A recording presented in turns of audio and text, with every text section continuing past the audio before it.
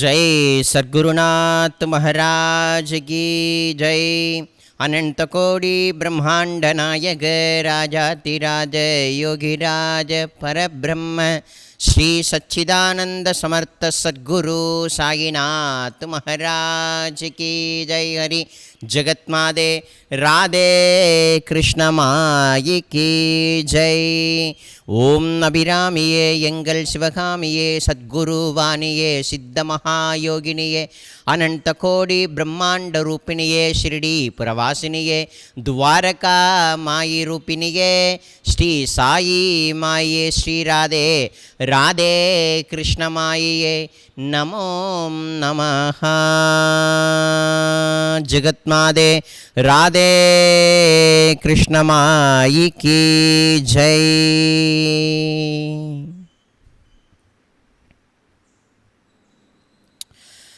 ஜெய் சர்க்குருநாதா.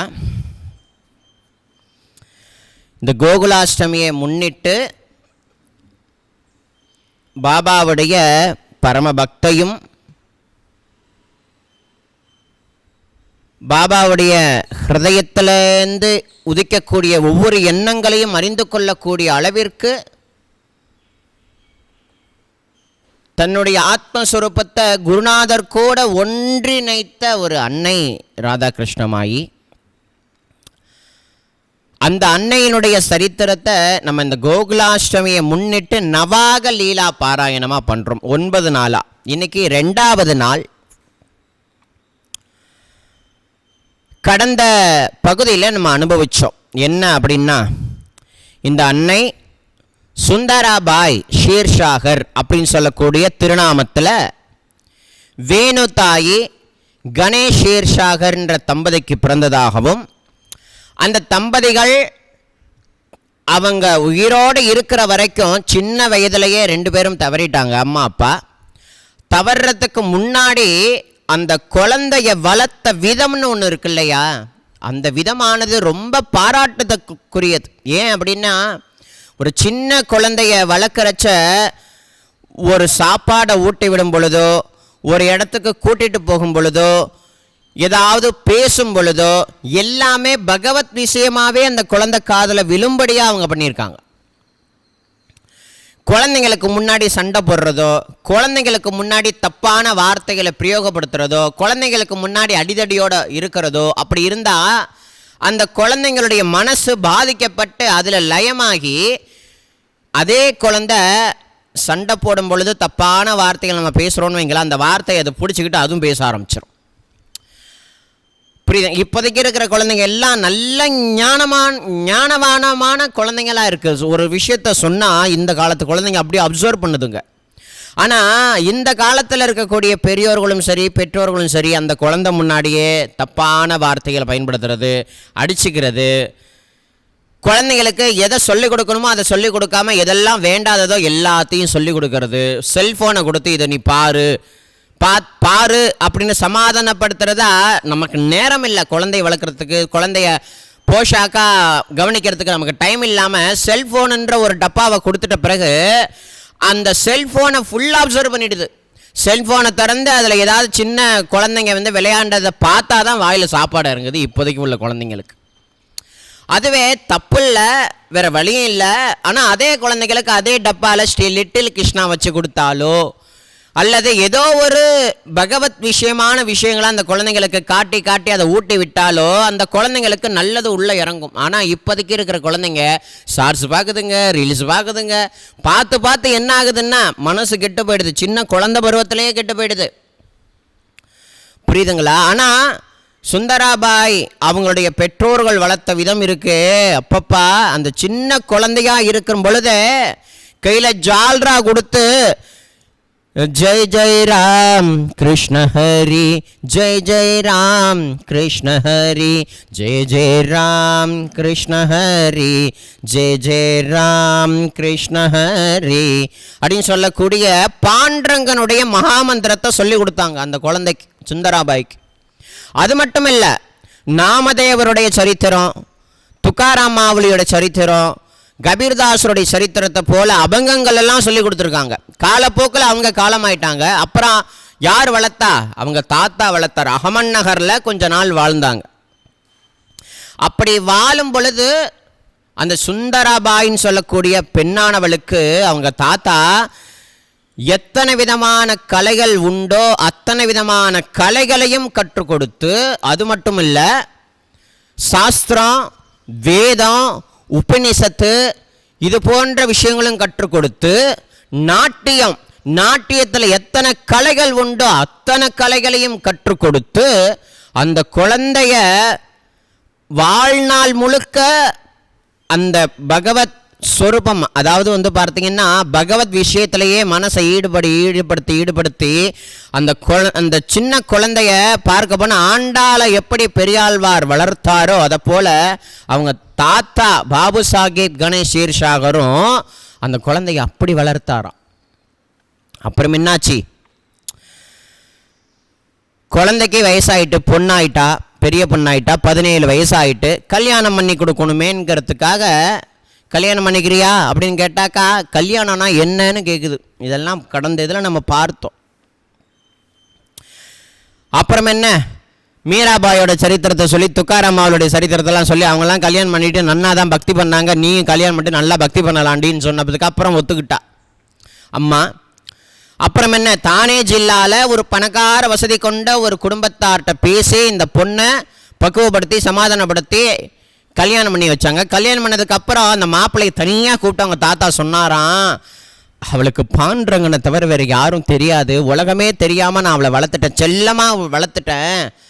இப்போதைக்கு எப்படி செல்லமாக வளர்க்குறாங்க அப்படின்னா, காலையில் 10 மணிக்கு எழுப்பி விடுறது, கண்ட டயத்தில் சாப்பிட்றது, எதை சாப்பிடணும் எது சாப்பிடக்கூடாதுன்றதை சொல்லிக் கொடுங்க, கண்டதையும் சாப்பிட்றது, இஷ்டத்துக்கு வெளியில் போடுறது, ஒரு பெண்ணுக்குரிய அறிகுறிகளான பாரதிய கலாச்சார முறைப்படி நெத்தியில் குங்குமம் வைக்கிறது, ஒரு பூ வைக்கிறது, ஜடையை பின்னி கொள்வது, இதெல்லாம் எதுவுமே இல்லாமல் வளர்க்குறது தான் என் பொண்ணை நான் நல்லா வளர்த்தேன்னு சொல்கிற விதமாக இருக்குன்ற மாதிரி நினச்சிக்கிறோம். ஆனால் அதெல்லாம் தப்புன்றதை நம்ம யாரும் உணர்றதில்ல. ஆனால் அவங்க தாத்தா சொன்னாராம், அதிகாலை 3 மணிக்கெலாம் அவள் ஏந்திரிச்சு சின்ன பொண்ணாக இருந்தாலும் விட்டலனுக்கு தன் கையாலேயே பூ தொடுத்து அந்த விட்டலனுடைய திருமேனியை அலங்கரித்து அங்கே உட்கார்ந்து விட்டலனையே பார்த்த வண்ணம் இருப்பா, விட்டலனுடைய நாம சங்கீர்த்தனத்தையே பாடுவா, அபங்கங்கள் மகான்களுடைய அபங்கங்களையே பாடுவா, அதிலேயே மனசு லயமாகி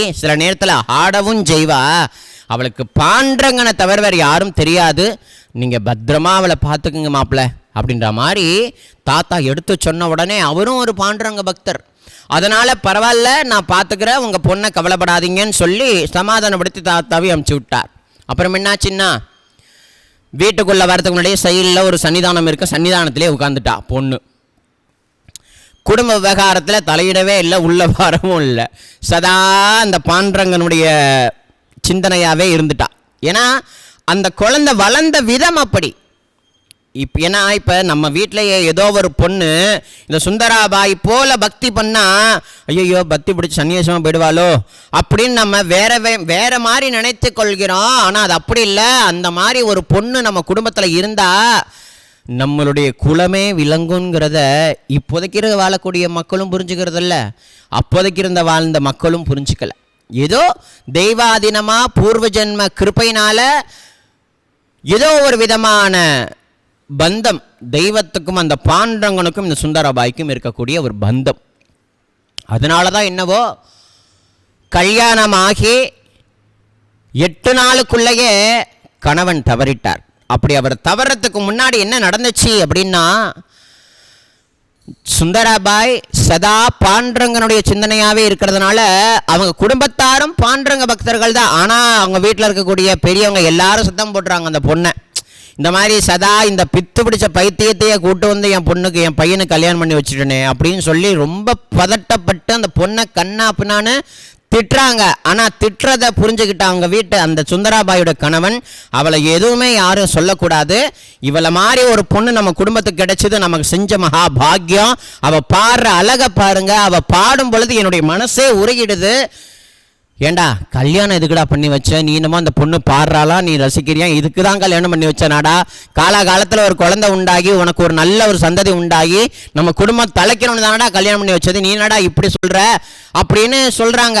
இதெல்லாம் 1 2 3 நாள்லேயும் நடக்கிற காரியம். இதெல்லாம் சொல்கிறத கேட்கவே இல்லை சுந்தராபாய். நிறைய திட்டுதல், மனசு வேதனையும் உண்டானுச்சு. ஆனால் அவங்க கணவன் ஃபுல் அண்ட் ஃபுல் சுந்தராபாய்க்கு சப்போர்ட்டாக இருந்தார். சப்போர்ட்னா அவ்வளோ சப்போர்ட்டாக இருந்தார். யாரும் சுந்தராபாயை நெருங்கக்கூடாது, யாரும் சுந்தராபாயை திட்டக்கூடாது, அந்த அளவுக்கு கவனித்து கொண்டார். அவளுடைய அந்த பாடலை கேட்டு கேட்டு மனசு உருகி போய் இவருக்கே மனசு லயமாயிட்டான் பாண்டுரங்கன் கிட்ட. அப்போ அந்த அளவுக்கு அவளுடைய அந்த குரல் வளம் இருக்கு, பக்தி இருக்கு, அவ்வளோ உயர்ந்ததாக இருந்திருக்கு அப்போவே 17 18 வயசுலேயே. அப்புறம் என்னென்னா திடீர்னு உடம்பு சரியில்லாமல் கணவன் இறந்துட்டார், சுந்தராபாயினுடைய கணவர். அதுக்கப்புறம் என்னாச்சு அப்படின்னா அந்த குடும்பத்தில் இருக்கிறவங்க வாய்க்கு வந்தபடியெல்லாம் சுந்தராபாயை திட்டிருக்காங்க. இவ எந்த நேரத்தில் வீட்டில் கால் வச்சாலோ என் பையனை கொன்று போட்டாலே, அவர் ஏதோ நோய்வாய்ப்பட்டு போயிட்டார். கல்யாணம் பண்ணுறதுக்கு முன்னாடி என்ன இருந்தது ஏது இருந்ததுன்னு யாருக்கும் தெரியாது, பாண்டவங்களுக்கு தான் தெரியும். ஆனால் இவ வந்ததுனால தான் இந்த பையன் போனான்ங்கிற ஒரு யதார்த்தத்தில் ரொம்ப பயங்கரமான முறையில் சுந்தராபாயை வார்த்தைகள்னால கொல்லாங்களாம். அந்த வார்த்தைகள் ஒவ்வொரு வார்த்தையும் அவளுடைய மனசு அப்படியே ரணமாக்குச்சான். அவள் யார்கிட்ட போய் சமாதானம் அடைவா? தாத்தா இல்லை, பாண்டுரங்கன் தான் இருக்கார், பாண்டுரங்கிட்ட போய் நின்றுடுவா. இந்த மாதிரிலாம் இருக்கே, நான் என்ன பண்ணுறது பாண்டுரங்கா அப்படின்னு சொல்லி அவளை கண்ணீரால் பாண்டுரங்கனுடைய திருவடியை நினைப்பாளாம். அப்படி அப்புறம் என்னென்ன, தாத்தாவுக்கு சரி போயாச்சு. தாத்தா வந்தார், விஷயத்தை எல்லாரும் சொன்னாங்க. இந்த துரதிருஷ்டம் பிடிச்சவளை தயவு பண்ணி கூட்டு போயிடுங்க, இங்கே இருக்க வேண்டாம், இருந்தால் இன்னும் பல பேர் அவள் கொன்று போடுவா. இப்படி உங்கள் பொண்ணு இப்படி உங்கள் பேத்தி தெரிஞ்சிருந்தா இந்த என் பையனுக்கு உங்கள் பேத்தியை நான் கல்யாணமே பண்ணி வச்சிருக்க மாட்டேன்னு சொல்லி கண்டபடி திட்டி தீர்த்தாங்களாம். இப்போ எல்லாரும் ஒரு விஷயம் கேட்கலாம், என்ன அப்படின்னா, சுந்தராபாய் பக்தியில் அவ்வளோ ஒரு நல்ல நிலையில் இருக்காளே, ஏன் பாண்டுரங்கன், ஏன் தெய்வம் இந்த பொண்ணுக்கு இந்த மாதிரி விஷயத்தை கொடுத்தது? அப்படி அதாவது நம்ம எல்லாம் என்ன நினைக்கிறோம் அப்படின்னா, சாமி கும்பிட்டா சாமியே கத்தின்னு இருந்தால் நமக்கு கஷ்டமே வரக்கூடாதுன்னு நம்ம நினைக்கிறோம். அதான் பெரிய மைனஸே. சுகம் அப்படின்னு சொல்லக்கூடியது ஒன்று இருக்குது இந்த பிரபஞ்சத்தில். உண்மையான சுகம் அப்படின்னு ஒன்று இருக்குது. எதப்பா நீ சுகம்னு சொல்கிற அப்படின்னா, நான் உலகாயத விஷயத்தையோ சிற்றின்பத்தையோ நான் சுகம்னு சொல்லலை, ஆத்ம சுகத்தை தான் நான் உண்மையான சுகம் அப்படின்றத சொல்கிறேன். இப்போ உலகாயத சுகத்தை நம்ம கொஞ்சம் எண்ணி பார்ப்போம். மழை காலம் வருதுன்னு வைங்களேன், போர்வையை இழுத்து மூடிட்டா அது ஒரு விதமான சுகமாக இருக்குது, உடம்பு கதகதப்பாக இருக்குது, நல்லாவும் இருக்குது. அதே வெயில் காலத்தில் அதே போர்வை இழுத்து முடிக்க முடியுமா? முடியாது, கசகசம் தானே இருக்கும். அப்போ காலகட்டத்துக்கு தகுந்தாற் போல விஷயங்கள் மாறுது இல்லையா? இப்போ வெயில் காலத்தில் குளுகுலுன்னு ஏசி போட்டுக்கிறோம், ஆனால் மழை காலத்தில் ஏசி போட்டுக்கலாமா? அதுதான் குளுகுலுன்னு இருக்கே, அப்புறம் எதுக்கே நம்ம ஏசி வேணும் அப்படின்ற மாதிரி ஏசி கட் பண்ணி விட்றோம் இதில் வேற. அப்புறம் என்ன அப்படின்னா, குளிர் காலத்தில் டீ நமக்கு எல்லாருக்கும் தேவைப்படுது, அதே வெயில் காலத்தில் டீ ஐயா இந்த நேரத்தில் குடிப்பானே, ஜூஸ் குடிப்போய்யா அப்படின்ற சிந்தனை மாறுது. அதே மாதிரி உடல் ரீதியான சிற்றின்பம் சொல்லக்கூடிய ஒரு நிலை, உடலால் இருக்கக்கூடிய அந்த செயல்பாடுகள் எல்லாமே காலப்போக்கில் மாறி மாறி நம்மளுடைய உடலானுடைய நிலை ஒரு வயதாகி ஒரு கிள வடிவத்தில் நம்ம இருந்தாலும் இல்லை ஒரு பாட்டி வடிவத்தில் இருந்தாலும் திரும்பவும் அந்த சிற்றின்பத்தில் மனசு லயமாகுமா அப்படின்னா லயமாகாது, அதை கேவலமாக நினைக்கும். வெறும் சதையும் தோலையுமே நம்ம ரசிக்கிறோம், அதை அனுபவிக்கணும்னு நினைக்கிறோம். கிழிச்சா என்ன அப்படின்னா உள்ள மலமும் மூத்திரமும் சதையும் ரத்தமும் தான் இருக்குமா. அப்போ இவ்வளோ நாள் அதையா நம்ம நேசித்தோம், அதையா உலகத்திலேயே பெரிய சுகம்னு நினச்சோம் அப்படின்றது ஒன்று. ரெண்டாவது, ஏரோப்ளைனில் ஒரு 2 மணி நேரம் உட்காந்துட்டு போகிறோம்னா போகும்போது ஜாலியாக இருக்கு, மேலே போனால் கீழே இறங்கி தானே ஆகணும். ஸோ அந்த மாதிரி வாழ்க்கையில் எதெல்லாம் நம்ம உண்மையான சுகம் சுகம் சுகம்னு ஓடிக்கிட்டு இருக்கோமே, அதெல்லாம் தற்காலிகமான சுகம் அப்படின்றத நம்ம எல்லாரும் உணர்றதே சுத்தமாக கிடையாது. பணம் காசு இருந்தால் வெளியில் போகலாம், ஜாலியாக ஊர் சுற்றலாம், ஜாலியாக அப்படி இருக்கலாம் இப்படி இருக்கலாம்னு நினைக்கிறோம். அந்த மாதிரி விஷயங்கள் எல்லாம் எவ்வளவு நேரத்துக்கு நம்மளுடைய மனதில் லயமாகி ஒரு சுகத்தை கொடுக்கும்? தற்காலிகமான சுகம். 2:30 மணி வரைக்கும் நம்ம சினிமா தேட்டரில் உட்காந்தாலும் சுகமாக இருக்குது. 2:30 மணி முடிஞ்சால் நீ வெளில போய் தான் ஆகணும், வெளியில் வந்து தான் ஆகணும். குழு ஏசியில் உட்காந்துட்டு திருப்பி மொட்டை வெயில நீ இறங்கி தான் ஆகணும். காரில் போனாலும் ஃப்ளைட்டில் போனாலும் நீ இறங்கி தானே ஆகணும். கீழே பூமியில் காலை வச்சு தானே ஆகணும், சுட்டு தானே ஆகும் பூமி. சொல்கிறது புரியுதுங்களா? அப்போ எதுதான் உண்மையான சுகம் அப்படின்னா, பாண்டரங்க பக்தர்களில் சந்த் துக்காராம் மகாராஜ் சொல்கிறாரு, இந்த உலகத்திலே எது சுகம் தெரியுமா? என் பாண்டரங்கனுடைய சொரூபமே சுகம். ஒட்டுமொத்த சுகமும் இந்த ரூபத்தை எடுத்துக்கொண்டு வந்திருக்கு. அந்த ரூபத்தை பாரு, அந்த ரூப நயனத்தை பார்த்து ரசனை பண்ணி உனக்குள்ள அதை நீ ஏற்றுக்கிட்டீன்னா அந்த சொரூபமானது உனக்குள்ள லயமாக லயமாக உண்மையான சுகம் என்னங்கிறத நீ நல்லா உணரலாம் அப்படின்றான். ஒரு நல்ல விஷயத்தை ஆல்ரெடி நான் நிறைய சொல்லியிருக்கேன், திரும்பவும் சொல்கிறேன். உள்ளுக்குள்ளே நமக்கெல்லாம் மனசில் நிம்மதி இல்லை, சதா சஞ்சலப்பட்டுக்கிட்டு இருக்கு. நமக்கு ஏன் இந்த மாதிரி துன்பம் வந்துச்சு, நமக்கு ஏன் இந்த மாதிரி கஷ்டம் வந்துச்சு, ஏன் நம்ம வாழ்க்கையில் இப்படிலாம் நடக்குது, அப்படியே செத்துடலான்னு தோணுதே அப்படின்ற அளவுக்கு, கழுத்தை பிடிக்கிற அளவுக்கு நமக்கு துக்கம் நம்மளை தள்ளுதுன்னு வைங்களேன். அதெல்லாம் ஏன் நடக்குது, எதுக்கு நடக்குதுன்னு நம்ம கொஞ்சம் ஆராய்ந்தோம் அப்படின்னா, இது நம்ம பூர்வ ஜென்மத்தில் அனுபவிக்க வேண்டிய விஷயங்கிறது ஒன்று.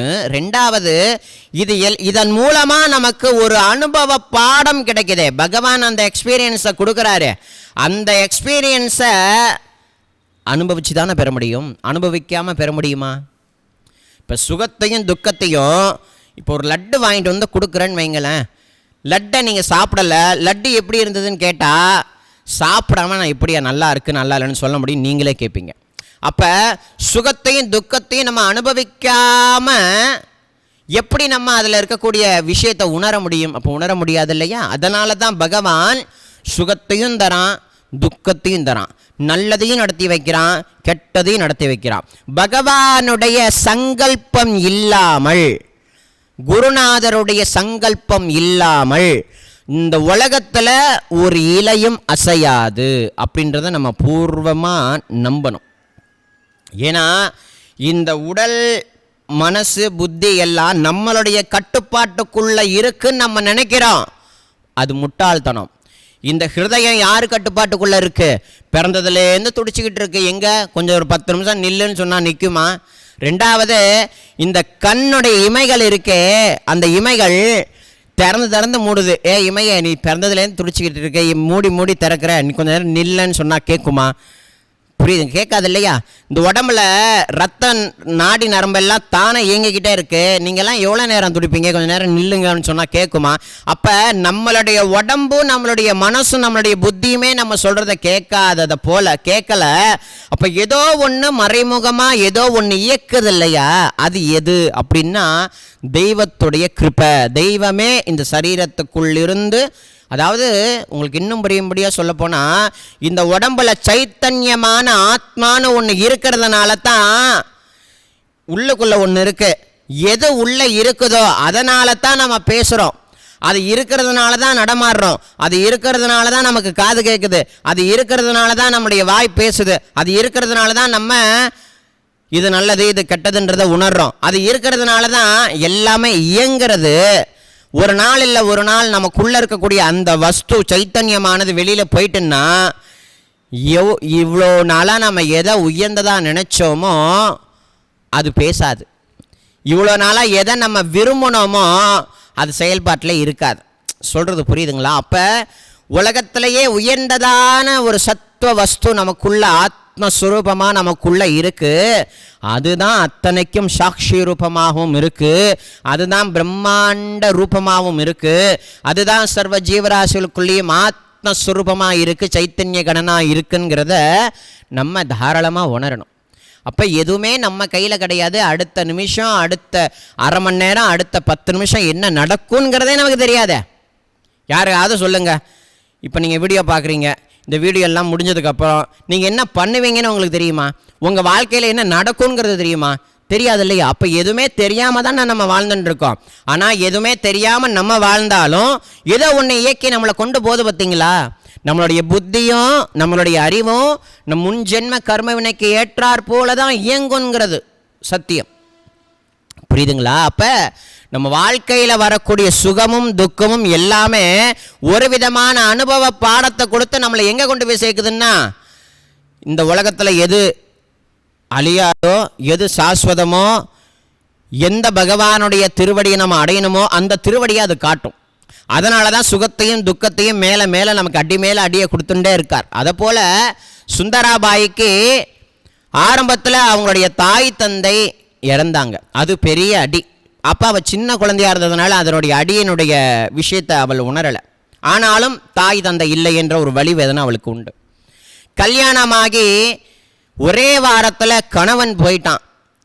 அப்போ அவளுடைய மனதானது தாங்கலை. அவளுடைய கணவன் எவ்வளோ பெரிய பாக்கியசாலி எல்லாரும் கொஞ்சம் நினச்சி பாருங்க. ஏன்னா அம்மா ஷிரடிக்கு வரப்போகிறாங்க. ராதாகிருஷ்ணமா என்ற திருநாமத்தை தாங்கி கொண்டு ஷிரடியில் குருநாதனை உணர்ந்து கொண்டு அவரோடு ஒன்று கலந்து சேவை செய்ய போகிறாங்க. அப்படிப்பட்ட ஒரு ஜெகத்மாதாவுக்கே கணவனாக அவர் கிடைச்சிருக்கார் அப்படின்னா எவ்வளோ பெரிய பாக்கியம். புரியுதுங்களா? இதே போல் வெங்கமாம்பா அப்படின்னு சொல்லக்கூடிய ஒரு சரித்திரம், வெங்கமாம்பான்னு சொல்லக்கூடிய சரித்திரம்.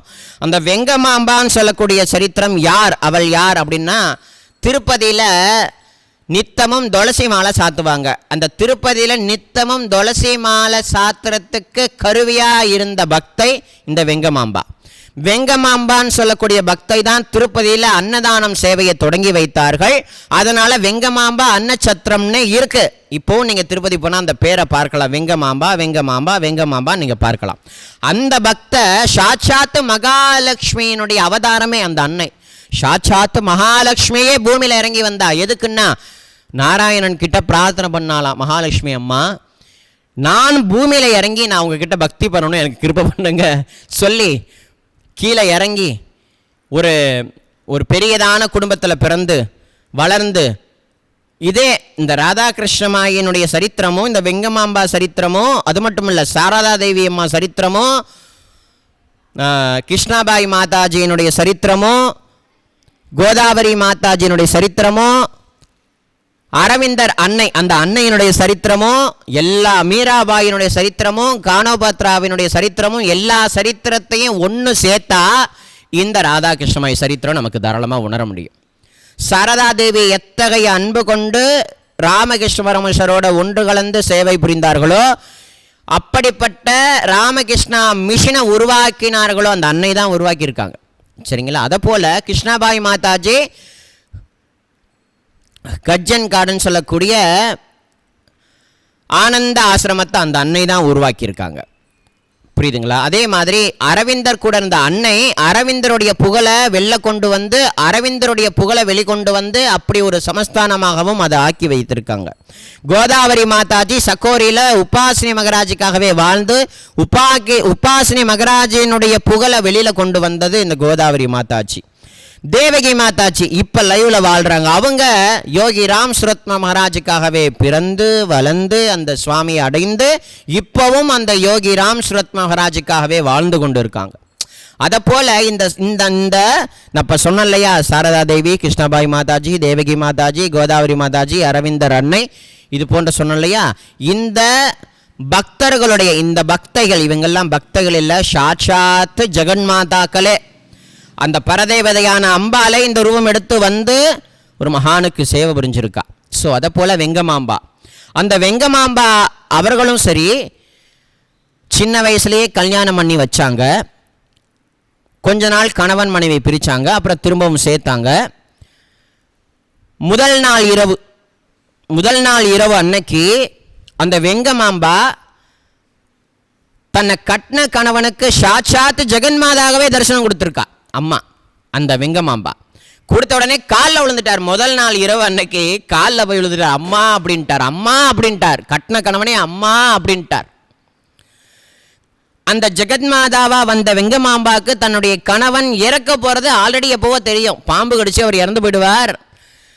தன்னுடைய சுமங்கலித்தன்மையை நம்ம இழக்கக்கூடாது, கணவன் இறந்தாலும் நம்ம சுமங்கலித்தன்மையோடையே இருக்கணும்னு கணவன் இறந்த பிறகும் வெங்கமாம்பான்னு சொல்லக்கூடிய அந்த அன்னை சாகிற வரைக்கும் நித்திய சுமங்கலியாகவே வாழ்ந்திருக்காங்க, பெருமாளுக்காகவே வாழ்ந்திருக்காங்க. சாரதா தேவி அம்மாவோட சரித்திரமும் அதான். அதை போல் இந்த சுந்தராபாய் அப்படின்னு சொல்லக்கூடிய அந்த சின்ன பொண்ணுக்கும் தன்னுடைய எதிர்காலம் என்ன, நம்ம என்னவா ஆக போகிறோங்கிற ஒரு தூரத்து பார்வை அந்த சின்ன பொண்ணுடைய மனசுலையும் தெரிஞ்சிருக்கு. அதனால தான் என்னவோ பகவான் அந்த பொண்ணுக்கு அந்த சின்ன வயசுலையே படாத பாடுபடுத்தி எடுத்து அந்த குழந்தைக்கு பக்குவத்தையும் வாழ்க்கையினுடைய அறியாமையையும் பாடமாக புகுட்டி இந்த உலகத்தில் எதுப்பா நித்தியம் எது அசத்தியம், இந்த மனுஷ பிறவி எதுக்கு எடுத்திருக்க, நீ எங்கே பயணம் பண்ணிக்கிட்டு இருக்கங்கிறத உணர்த்துறான் பகவான். தாத்தா வந்தார், பாபு சாஹேப் கணேஷ் ஈர்சாகர், எல்லாரும் பேத்தியை பிடிச்சி வாங்குன்னு வாங்குறாங்க. என் பையனை கொண்டு விட்டான்றாங்க. மனசு ரணமாக்கிக்கிட்டு அழுவுறா சுந்தராபாய் அம்மா. கடைசியில் தாத்தா வந்து இனிமேல் இங்கே இருக்க வேண்டாமா, நம்ம போயிடுவோமான்னு சொல்லி அகமது நகருக்கு அழைச்சிட்டு வந்து பிக்குபாய், அந்த சுந்தராபாய்க்கு நெருங்கின தோழி இந்த பிக்குபாய், அந்த பிக்குபாய்க்கும் அதே நிலைமை தான். கல்யாணமாகி கொஞ்ச நாளில் கணவன் இழந்தாச்சு. அவளும் சுந்தராபாயும் க்ளோஸ் ஃப்ரெண்டு. தாத்தா கூடவே அந்த பொண்ணு வந்தாச்சு. 3 பேரும் அகமது நகரில் இருக்காங்க. அங்கேயும் மன சமாதானமாகலை. தாத்தா பார்த்தார், உன் மனசுக்கு யார் பிடிச்சிருக்கோ அந்த பகவானுடைய சேத்திரத்துக்கே நம்ம போயிடலான்னு சொல்லி பண்டர்பூருக்கே கூட்டு வந்துட்டார். ஆனாலும் மனசோடைய அந்த ரணமும் அந்த வலியும் வேதனையும் சுந்தராபாயியோடைய மனதை விட்டு அகலலை. ஆனாலும் பாண்டரங்கன் மேலே அவங்க அம்மா அப்பா சின்ன வயசுலேருந்து வளர்த்ததனுடைய ஒரு தாத்பரியமா, அவங்க தாத்தா எண்ணற்ற மகான்களுடைய சரித்திரத்தை சொன்னதனுடைய தாத்பரியமா, அந்த மகான்கள் எல்லாம் சுந்தராபாய் பார்க்கல. ஆனால் அந்த மகான்களுடைய சகவாசம் கொண்ட நூல்களை சரித்திரங்களை தெரிந்து கொண்டதுனால என்னவோ மனசு தானாக பக்குவப்பட்டுச்சு. உலகத்தில் யாரும் நம்மளுடையவங்க கிடையாது. அம்மாவோ அப்பாவோ சொந்தமோ பந்தவோ அக்காவோ தங்கச்சியோ யாரும் நம்மளுடையவங்க கிடையாது. எல்லாரும் தனியாக வந்தால் தனியாக தான் போகணும். இங்கே யாரும் நிலையானவங்க இல்லைங்கிற சத்தியத்தை அவள் உணர்ந்தாள் சுந்தராபாய் அம்மா. எல்லாரும் சுந்தராபாயாக இருக்க முடியுமா அப்படின்னா இருக்க முடியாது. அந்த சத்தியத்தை உணர்ந்து கொண்டு எனக்கு இனிமே இந்த உலக சம்பந்தமான வாழ்க்கை எனக்கு வேண்டாம், எனக்கு பகவத் சம்பந்தமான அந்த வாழ்க்கை வேணும், ஆத்மீக வாழ்க்கைக்கு நான் என்னையே அர்ப்பணிக்கிறேன்னு சொல்லி சதா பாண்டரங்கனுடைய தியானமாகவும் சதா பாண்டரங்கனுடைய பஜனையாகவும் சதா பாண்டரங்கனுடைய கைங்கரியமாகவே பண்டர்பூரில் அம்மா வாழ்ந்தா. கிட்டத்தட்ட ஜனாபாய் கானாபாத்ரா போல. ஜனாபாயின்னு சொல்லக்கூடிய குழந்தை பண்டர்பூர் சேத்திரத்துக்கு வந்திருக்கு பாண்டரங்கனை தரிசனம் பண்ண. பாண்டரங்கனை தரிசனம் பண்ண மாத்திரத்தில் இனி பண்டர்பூர் தான் என்னுடைய ஊர், நான் பண்டர்பூர் விட்டு வரமாட்டேன்னு சொல்லி அம்மா அப்பா கூப்பிட்றாங்க. நான் வரவே மாட்டேன், என்னுடைய அம்மா அப்பா அதோ பாண்டரங்கன் தான் என் அம்மா அப்பா, ருக்மிணி மாதா தான் என்னுடைய அம்மான்னு சொல்லி குழந்தை அடம் பிடிச்சிட்டு பெற்றவங்க கூட போவே இல்லை. கடைசியில் நாமதேவர் அந்த குழந்தை யாருன்றதை உணர்ந்தார். அது போன ஜென்மாவில் துவாபர யுகத்தில் ஒரு கிழவியாக கூணுழுந்த கிழவியாக இருந்தது. கம்சனுக்கு சந்தனம் அரைச்சி கொடுக்கக்கூடிய கிழவியாக இருந்தால் அவளுடைய அந்த பக்தி, அவள் வந்து சந்தனம் அரைக்கும் போதெல்லாம் கிருஷ்ணனை நினச்சிக்கிட்டு சந்தனம் இறப்பாளாம். ஒரு நாள் கண்ணனே வந்துட்டான் அந்த இடத்துக்கு. வந்து எனக்கு கொஞ்சம் சந்தனம் கூடன்னா கண்ணன் உடனே எல்லா சந்தனத்தையும் எடுத்து அந்த பாட்டியானவள் கண்ணனுக்கு கொடுக்கும் பொழுது கண்ணன் பூசிக்கொண்டு ஆனந்தத்தில் என்ன பண்ணான் அப்படின்னா தன்னுடைய கட்ட விரலில் அந்த கிழவியினுடைய கட்ட விரலில் அனுமிக்கை கூட நிமித்து அழகான பெண்ணாக கொடுத்தானா அந்த தேசத்துக்கு. ரூபத்தையே மாற்றிட்டானான் கண்ணன். அப்போ அந்த பெண்ணானவள் தான் இந்த கலையில் ஜனாபாயா வந்திருக்கிறத உணர்ந்து கொண்ட நாமதேவர் அந்த ஜனாபாயை தன் வீட்டிலேயே வைத்து கொண்டு வீட்டில் இருக்கக்கூடிய தொண்டுகளை புரிய வைத்து பாண்டரங்கனுடைய தரிசனமும் கிடைக்க வைத்து பாண்டரங்கனுடைய தியானமாகவும் பாண்டரங்கனுடைய அந்த சுரூபத்தையே லாவண்யத்தையே குணாதிசயத்தையே நினச்சி அந்த வடிவமாகவே அவள் மாறும்படி அந்த குரு கிருபை பண்ணிட்டு. சுந்தராபாய்க்கு இன்னும் குரு கிடைக்கல. ஆனாலும் குரு கிடைக்காமலேயே சின்ன வயசுலேருந்து அவங்க அம்மா அப்பா வளர்த்த விதம், தாத்தா வளர்த்த விதம், சொல்லி கொடுக்கப்பட்ட சாஸ்திரம் சம்பிரதாயம் எல்லாம் மனசில் ஊறி ஊறி ஊறி ஊறி அதையே மனசில் சமாதானப்படுத்தி கொண்டு சந்த் துக்காராம் மகராஜோடைய சரித்திரத்துலையும் இதே தான். 18 வயசில் அவங்க அம்மா அப்பாவை இழந்தார். அடி மேலே அடி விழுந்து துக்காராம் மகராஜுக்கு. அம்மா அப்பாவை இழந்தார், முதல் மனைவியை இழந்தார், குழந்தைங்களை இழந்தார். 2வது கல்யாணம் நடந்தது, குழந்தைகளும் பிறந்தது. இருந்த வீடு எல்லாம் விற்றார். நிறைய பேர் அவர்கிட்டேருந்து பணத்தை பிடுங்கிட்டு போனாங்க. கடைசியில் அவர் கடன் வாங்கும்படியாக ஏற்பட்டுச்சு. குடும்பம் பெரிய குடும்பமாக இருந்தது, தரமட்டமாக்கி ஒரு சின்ன ஏழை குடிசையில் இருக்கும்படி ஆணுச்சு.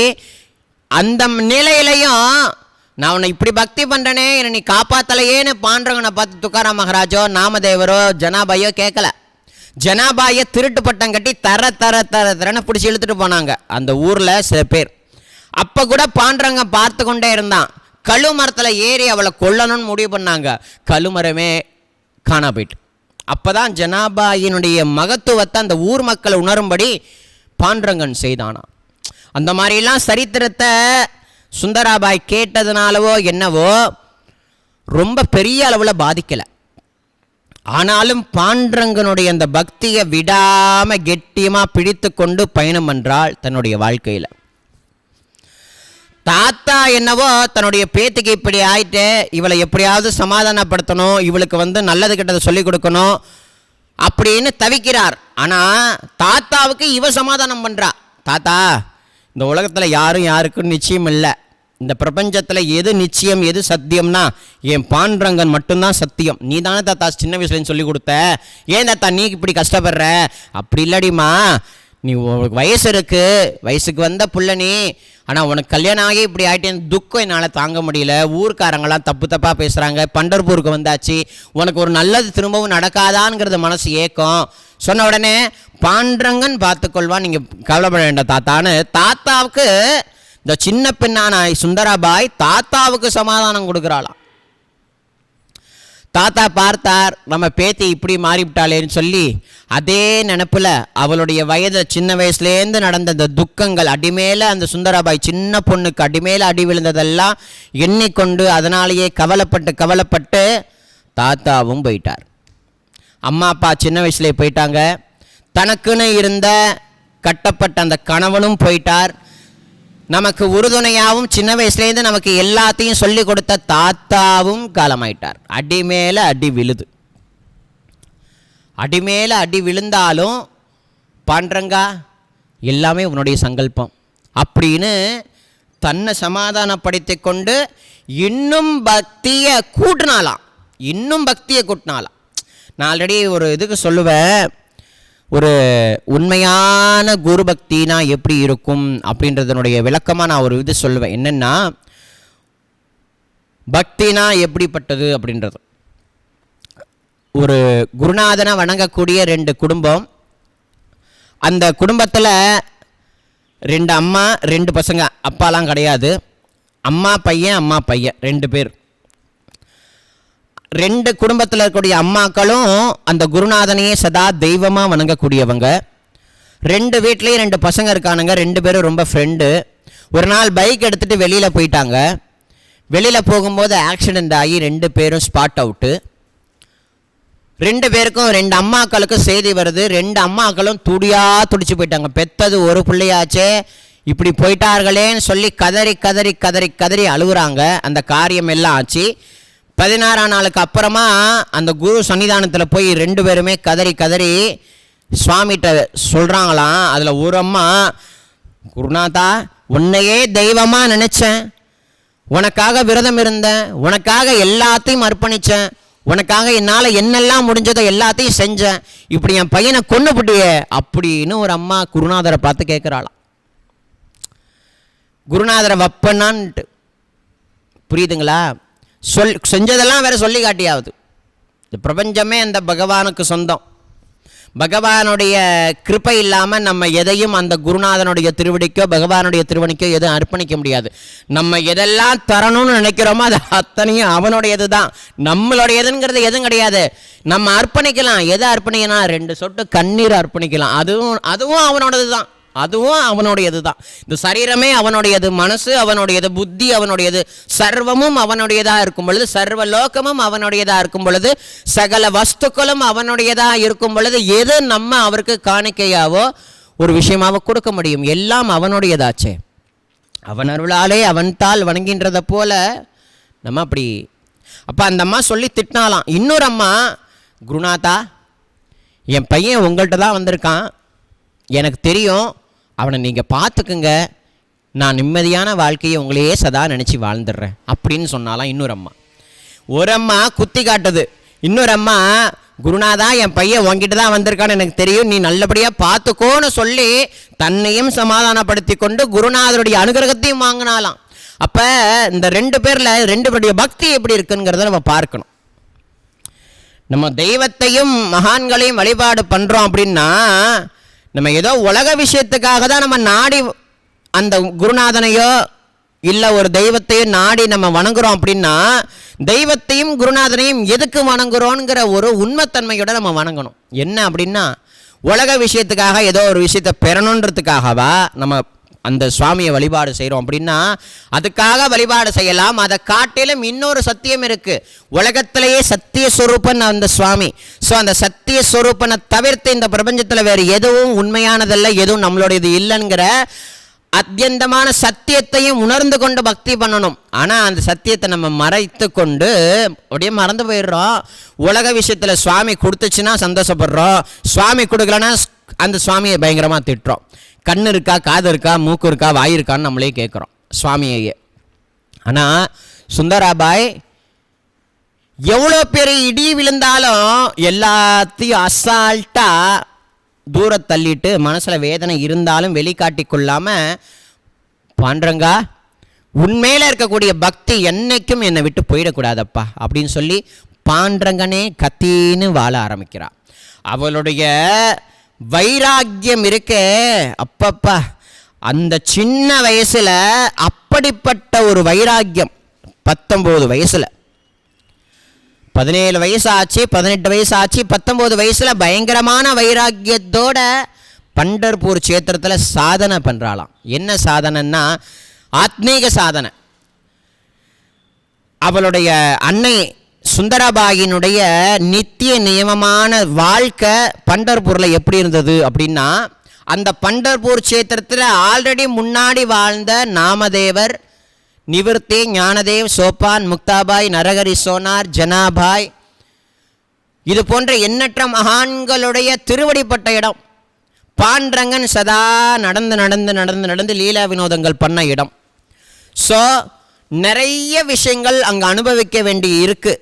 ஸோ அந்த எல்லா மகான்களுடைய வழிகாட்டுதல் பெயரில் சந்திரபாகா நதி தீர்த்தத்தில் ஸ்நானம் பண்ணி, புண்டலீகன்னு சொல்லக்கூடிய அந்த புண்டலீகன் தான் பண்டர்பூர் க்ஷேத்திரம் உருவானதுக்கு மூலமான புருஷன். ஸோ அந்த பக்தனை தொழுது அங்கிருந்தபடி வீதி பஜனை, க்ஷேத்திர பஜனை, அந்த க்ஷேத்திரம் முழுக்க பாண்டரங்கனுடைய நாமத்தை சொல்லிக்கொண்டு ஜெய் ஜெய் விட்டல பாண்டுரங்கா, ஜெய் ஜெய் விட்டல பாண்டுரங்கா, ஜெய் ஜெய் விட்டல பாண்டுரங்கா, ஜெய் ஜெய் விட்டல பாண்டுரங்கா, ஜெய் ஜெய் விட்டல பாண்டுரங்கா, ஜெய் ஜெய் விட்டல பாண்டுரங்கா, விட்டல விட்டல பாண்டுரங்கா, விட்டல விட்டல பாண்டுரங்கா, விட்டல விட்டல பாண்டுரங்கா, விட்டல விட்டல பாண்டுரங்கான்னு சொல்லக்கூடிய பாண்டரங்கனுடைய நாமாவையே சொல்லிக்கொண்டு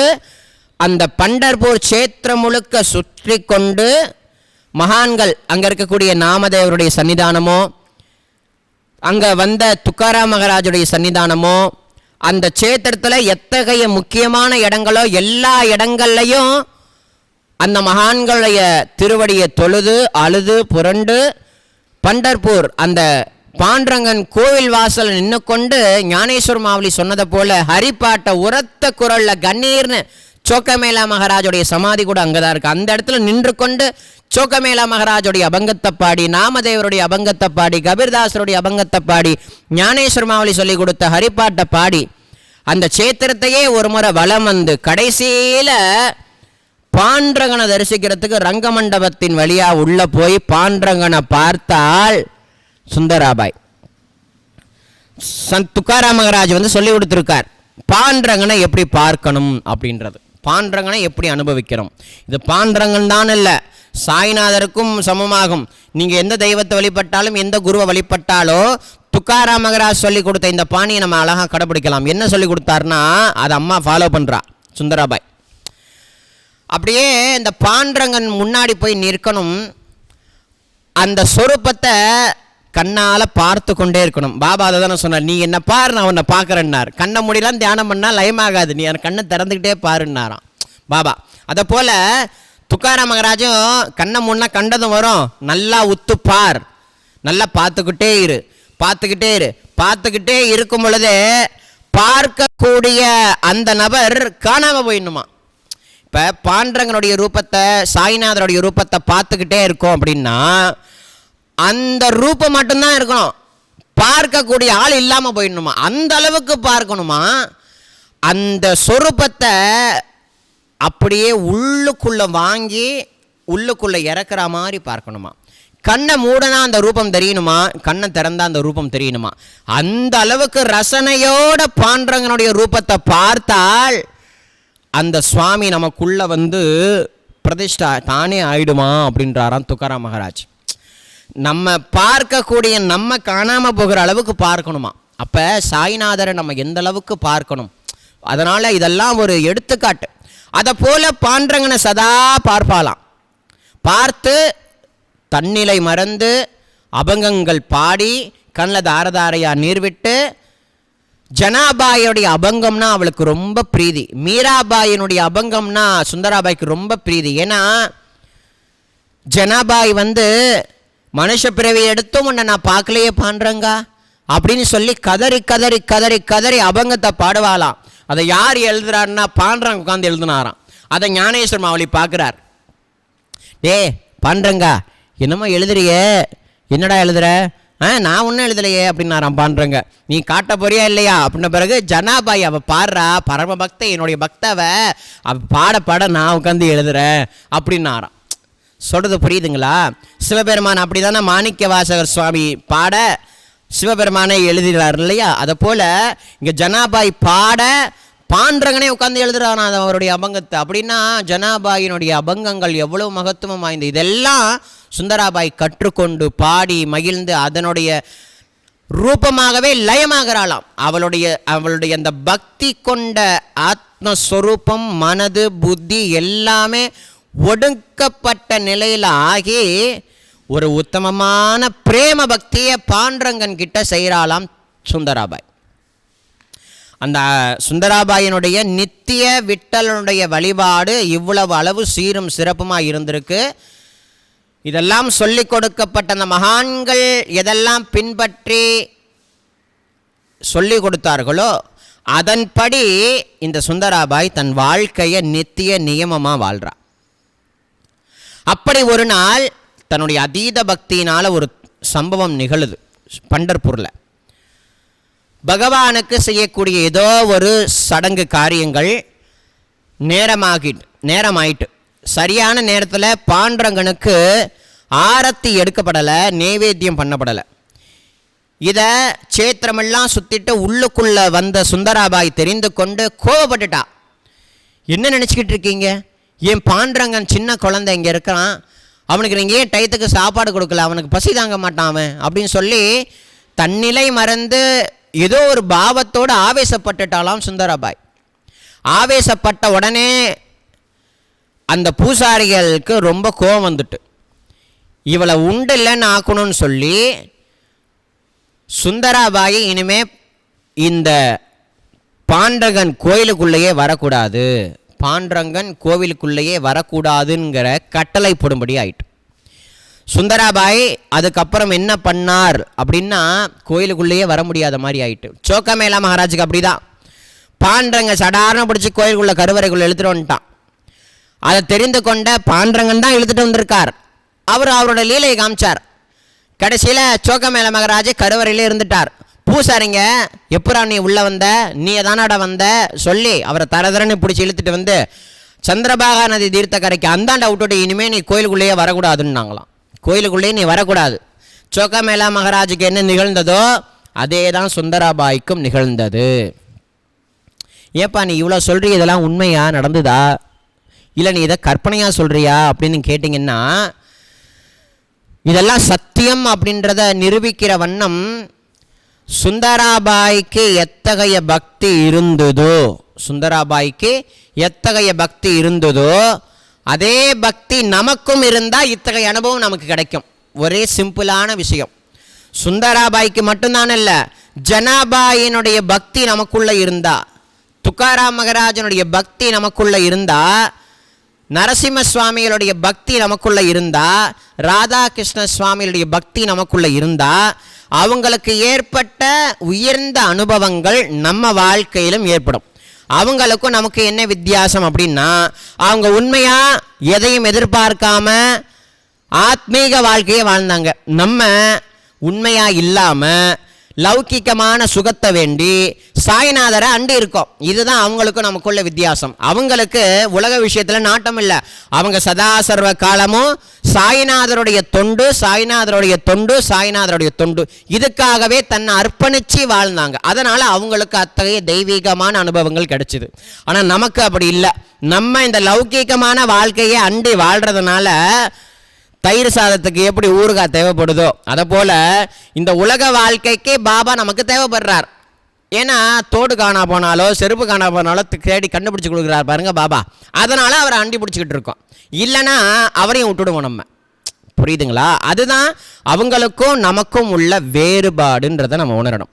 அப்படி சுந்தராபாயை கோவிலுக்குள்ளே விடமாட்டேன்ட்டாங்க. தன்னுடைய பக்தியினால் அவள் பின்வாங்குவாளா சுந்தராபாய் அப்படின்னா இல்லையா. என்ன பண்ணால் அம்மா அப்படின்னா, சுந்தராபாயி பாண்டரங்கனுடைய அழகான வடிவத்தை கொண்டு தன்னுடைய வீட்டிலையே, பண்டர்பூர் சேத்திரத்தில் ஒரு வீடு இருக்குது அவங்களுக்கு, ஆனால் இப்போ எங்கே இருக்குன்னு என்னால் கண்டுபிடிக்க முடியல. அந்த அன்னையான சுந்தராபாய் அவர்கள் தாத்தா எங்கே வாடகை பிடிச்சி வைத்தாரோ அந்த வீட்டை, சொந்தமான ஒரு வீட்டை, அந்த வீட்டில் பூஜை ரூமில் பாண்டரங்கனுடைய ஸ்வரூபத்தை எழுந்தருளை பண்ணி உட்கார்ந்த நிலையில், ஏ பாண்டரங்கா, இதுவும் உன்னுடைய லீலன்கிறது எனக்கு நல்லா தெரியுது. சோக்கமேளா மகாராஜுக்கு நீ எத்தகைய கிருபை பண்ணியிருக்கங்கிறது எனக்கு தெரியும் பாண்டரங்கா. இந்த ஊர் மக்கள் எல்லாரும் ஜனாபாயை சோக்கமேளா மகாராஜை ஊர்லேருந்து விரட்டி அடிக்கணும்னு எவ்வளவோ எத்தனிச்சாங்க. சோக்கமேளா மகாராஜை இந்த சேத்திரத்தை விட்டு அக்கறைக்கு கொண்டு போய் விட்டுட்டாங்க. ஆனாலும் பாண்டரங்கா, நீ அவர் வீட்டுக்கே போய் தயிர் சாதத்தை கேட்டு வாங்கி சாப்பிட்டியே, எனக்கு நல்லா ஞாபகம் இருக்குது பாண்டரங்கா. எதுவுமே காரண காரியம் இல்லாமல் நீ நிகழ்த்த மாட்ட. இதனுடைய விளக்கமானது எதிர்காலத்தில் எனக்கு புரியும். ஆனாலும் நான் கோவிலுக்குள்ளே வரலை, அவங்க தடுத்துட்டாங்க. நீ கோவிலுக்குள்ளதான் இருக்கங்கிறது இல்லைப்பா, நீ இந்த பிரபஞ்சம் முழுக்க வியாபிச்சிருக்க, இந்த என் வீட்டு பூஜை முறையில் இருக்க மாட்டியா அப்படின்னு சொல்லி அன்றாட தன் வாழ்க்கையில் வீட்டுக்குள்ளே இருந்து கொண்டு சதா விட்டலனுடைய ரூப தியானம், சதா நாம ஜபம், சதா பாராயணம், சதா அபங்க பாராயணம், இப்படியாவே தன் வாழ்நாள கரைச்சிருக்கா சுந்தராபாய் அம்மா. இதெல்லாம் ஒரு தபசு. அந்த வயசில் இப்படிப்பட்ட தபசு இருந்திருக்கான் சுந்தராபாய்க்கு. அப்படிப்பட்ட பக்தையத்தான் ஷிரடிக்கு பாபா இழுக்க பார்க்குறார். ஏன்னா அவர் காரியம் நிறைவேறணும்ல ஷிரடியில்.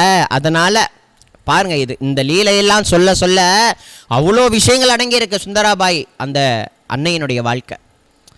ஒரு தருணத்தில் ரொம்ப ஏக்கமாயிட்டு, பாண்டரங்கா, ஜனாபாய்க்காக நீ அவளை தேடி ஒரு முறை போன, அவளுக்கு தரிசனம் கொடுத்த, துக்காராம் மகராஜுக்கு நீ இப்படிலாம் தரிசனம் கொடுத்துருக்க, நாமதேவர் மகராஜுக்கு வீட்டு வேலைக்காரனாகவே நீ அவருடைய வீட்டில் வேலை செஞ்சுருக்க, எல்லாமே எனக்கு தெரியுது.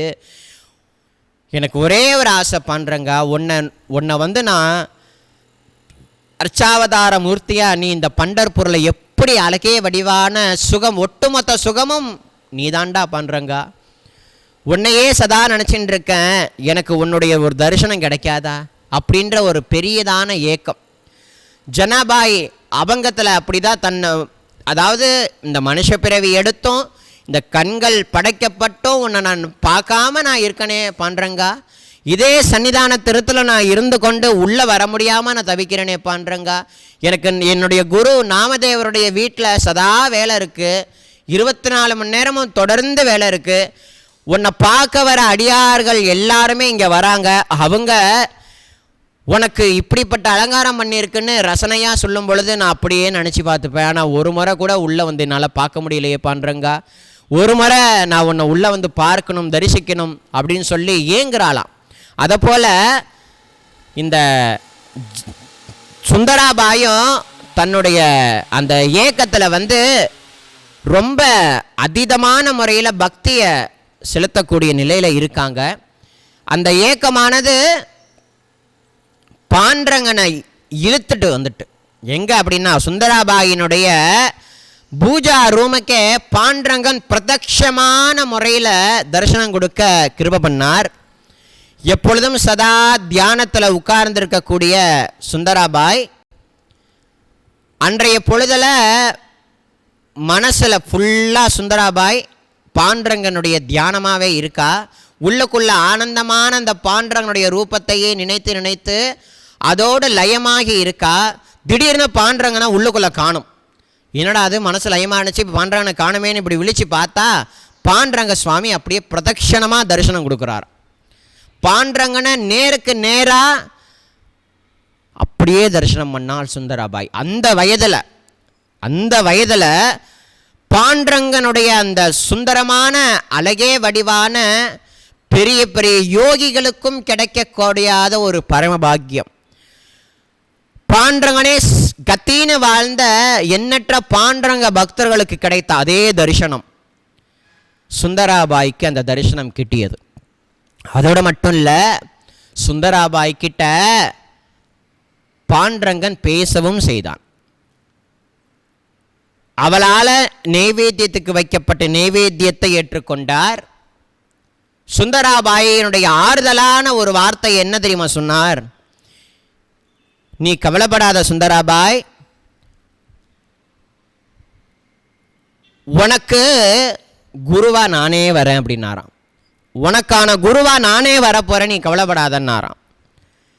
உனக்கான குரு நானே தான், நானே உனக்கு குருவாக வந்து அருள் செய்வேன், நீ கவலைப்படாத, நீ பிறந்ததனுடைய அர்த்தத்தை நான் உனக்கு கொடுக்குறேன் அப்படின்னு சொல்லி கிருபை பண்ணி மறைஞ்சிட்டான். அப்படி சதா சர்வ காலமும் பாண்டரங்கனுடைய தியானத்திலே இருந்த அந்த சுந்தராபாய்க்கு பாண்டரங்கனுடைய தரிசனமும் கிடச்சி. ஏன் குருவா நானே உனக்கு வரேன் அப்படின்னா, ராமகிருஷ்ண பரமசராக இருக்கட்டும், நந்தனாராக இருக்கட்டும், துக்காராம் மகாராஜா இருக்கட்டும், நாமதேவராக இருக்கட்டும், வெங்கமாம்பாபா இருக்கட்டும், ஹாதிராம் பாபாஜியாக இருக்கட்டும், இவங்கெல்லாம் குருவை தரிசிக்கிறதுக்கு முன்னாடியே பகவானை சாட்சாத்காரமாக தரிசனம் பண்ணவங்க. ஆனால் தரிசனம் பண்ணதுக்கு அப்புறமா எனக்கு எதுக்கு குரு, எனக்கு குருவே வேண்டான்னு கொஞ்சம் அலட்சியமாக இருந்துட்டாங்க. ஆனால் அந்த சுவாமி பார்த்து கருணை கொண்டு என்ன தெரியுமா பண்ணார்? குரு இல்லாமல் வித்தை இல்லை, குரு இல்லாமல் ஞானம் இல்லை, குருவுடைய கிருப்பை இல்லாமல் நீ என்னை வந்து அடைய முடியாது. திருக்கட்சி நம்பிகளுக்கும் அப்படி தான் சொன்னார் வரதராஜ பெருமாள். குருன்னு ஒருத்தர் இல்லை அப்படின்னா நீ என்கிட்ட வர முடியாது. ஏதோ நீ என் மேலே பிரேமையான பக்தி செலுத்துகிற, அதனால் நான் உனக்கு பட்ட கடனை அடைக்கிறதுக்கு உனக்கு தரிசனம் கொடுத்தேன். ஆனால் நீ என்னை உணரணும், நீ என்னை முழுசாக அப்படியே அனுபவிக்கணும், அத்வைத ரூபமாக என்னை நீ உணரணும் அப்படின்னா ஒரு குருவை அடைந்து அந்த குருநாதர்கிட்ட பக்தி செய்து அந்த குருவுடைய கிருப்பைக்கு பாத்திரமாகி அந்த குருவே உனக்கு ஆத்ம சாட்சாத்காரத்தை கொடுப்பார். அப்படிப்பட்ட குருவை நீ தேடி அடையணும்னு சொல்லி தான் ராமகிருஷ்ண பரமசராருக்கோ ஞாமதேவருக்கோ துக்காராம் மகாராஜுக்கோ அனுகிரகம் பண்ணதை போல சுந்தராபாய்க்கும் நீ பண்ண பக்தியினுடைய பிரதிக்காக நான் உனக்கு தரிசனம் கொடுத்தேன், கவலைப்படாத, உன்னுடைய பிறவி பையனை அடையறதுக்கு மோட்சகதியை நான் உனக்கு அனுப்புறதுக்கு நானே உனக்கு குருவாக வரேன்னாராம். சந்த் துக்காராம் மகாராஜ் பக்தி செய்தார், பாண்டரங்களுடைய தரிசனத்தை பலமுறை பெற்றார். ஊருக்குள்ள அவருக்கு குரு இல்லைன்ற ஒரு எண்ணம், அந்த எண்ணத்தை தீக்கிறதுக்காக பாண்டரங்கனே பாபாஜி சைத்தன்யரா ரூபம் எடுத்துக்கொண்டு வந்து துக்காராம் மகாராஜுக்கு அவர் சதா ராமகிருஷ்ண ஹரின்ற நாமத்தை சதா ஜபம் பண்ணக்கூடியவர். அதே நாமத்தை குரு வடிவில் வந்த பாண்டரங்கன் துக்காராம் மகராஜுடைய காதுகளில் ஜெய் ராம் கிருஷ்ண ஹரி ராம கிருஷ்ண ஹரின்ற நாமத்தை உபதேசம் பண்ணாராம். நாமதேவருக்கும் அப்படிதான். ஸோ பகவானுடைய தரிசனத்தை பெற்றாலும் குருங்கிறவர் அவசியன்ற தாத்பரியத்தை இந்த உலகுக்கு பகவான் உணர்த்துறார். குரு இல்லைன்னா மோட்சம் கிடையாது. குரு சொன்னதான்ப்பா நான் அவனுக்கு மோட்சம் கொடுக்க முடியும். குருநாதருடைய கிருப்பை இல்லைன்னா எந்த ஜீவனும் கிடைத்தேற முடியாது. குருவுடைய ஸ்தானம் அவ்வளவு உயர்ந்ததுங்கிறத பாண்டரங்கன் தான் இல்லை, எல்லா தெய்வங்களும் அதை உணர்த்துது. முருகப்பெருமான் இல்லார்லே அருணகிரிநாதருக்கு எப்படி அனுகிரகம் பண்ணார், பாம்பன் சுவாமிகளுக்கு எப்படி அனுகிரகம் பண்ணார், இதெல்லாம் நம்ம கொஞ்சம் எண்ணி பார்க்கணும். கிருபானந்த வாரியாருக்கு எப்படி முருகப்பெருமான் குரு வடிவில் வந்து அனுகிரகம் பண்ணார், புரியுதுங்களா? அம்பாளுடைய விஷயத்தை எடுத்தாலும் அப்படி தான் அனுகிரகம் பண்ணியிருக்காள். ஐயப்ப சுவாமியினுடைய விஷயத்தை எடுத்தீங்கனாலும் அவரும் அப்படி தான் அனுகிரகம் பண்ணியிருக்கார். சத்குரு சுவாமியே சரணம் ஐயப்பான்னு சொல்கிறோம் இல்லையா, அவரே சத்குருவாக இருக்கார் ஐயப்ப சுவாமியே. அதை போல் சுந்தராபாய்க்கு நீ கவலைப்படாத நானே அவனுக்கு குருவாக வரேன்னு சொன்னாராம் பாண்டரங்கன். அப்புறமா அவளுடைய மனதில் ஒரு எண்ணம் உதித்தது. என்ன எண்ணம் அப்படின்னா, பாண்டரங்கனே எனக்கு குருவாக வரார் அப்படின்னா அப்போ எனக்கு குருங்கிறவர் ரொம்ப அவசியம் அப்படின்றத உணர்ந்தால். ஏகநாதருடைய சரித்திரம், அவருக்கு பகவானுடைய தரிசனம் கிட்டி தௌதலாபாத்தில் உன்னுடைய குரு இருக்கார், நீ அவரை போய் தரிசனம் பண்ணு அப்படின்னார். சத்குரு ஞானானந்தகிரி சுவாமிகள் மங்களூரில் பிறந்ததாகவும் அங்கே வளர்ந்ததாகவும் அங்கிருந்து ஒரு ஒளி அவரை நேராக பண்டர்பூருக்கு அழைத்து கொண்டு போனதாகவும் சரித்திரம். பாண்டரங்கனே ஒரு பாகவதர் ரூபம் கொண்டு வந்து உன்னுடைய குரு அங்கே இருக்கார், நீ போய் ஓடி போய் தரிசனம் பண்ணிக்கன்னாராம். வந்தது பாண்டரங்கன் தான்ங்கிறத உணர்ந்தார் ஞானானந்தகிரி சுவாமி. சுப்பிரமணியன்னு பேர் அந்த பையனுக்கு. அப்புறம்தான் சத்குரு ஞானானந்தகிரி சுவாமிகளாக மாறுறது. சிவரத்னகிரி சுவாமிகள் தான் அவருடைய குருநாதர்.